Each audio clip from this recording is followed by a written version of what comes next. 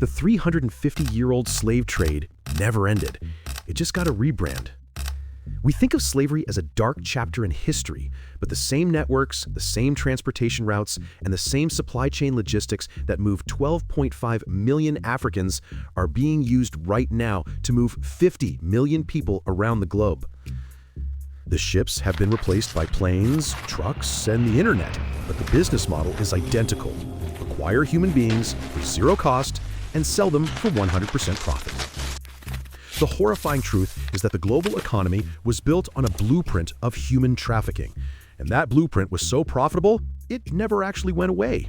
It just moved into the shadows, becoming a $236 billion a year enterprise that's more efficient and more brutal than ever before. The past isn't just haunting us. It's actively running the largest criminal enterprise on the planet.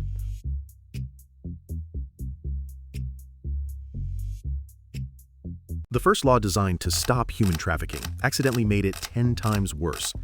In 1875, the U.S. passed the Page Act to stop the forced labor of Chinese immigrants. But the law was so broad and racist that it effectively banned all Chinese women from entering the country. Overnight, the male-to-female ratio in the Chinese-American community skyrocketed, creating a massive, desperate demand for women. Chinese gangs, known as tongs, immediately filled the void, building a massive trafficking network to smuggle women into California and the American West, forcing them into prostitution.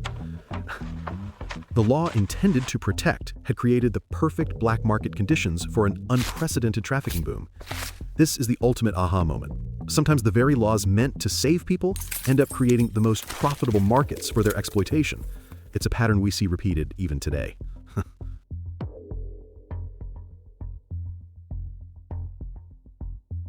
Early anti-trafficking laws were so racist, they created a victim hierarchy that still exists today. At the turn of the 20th century, the world was gripped by a moral panic over white slavery, the idea that white women were being forced into prostitution. This led to the first international anti-trafficking agreements in 1904 and 1910. But here's the catch. The laws were specifically written to protect white women. All other women were completely ignored, effectively legalizing the trafficking of women of color.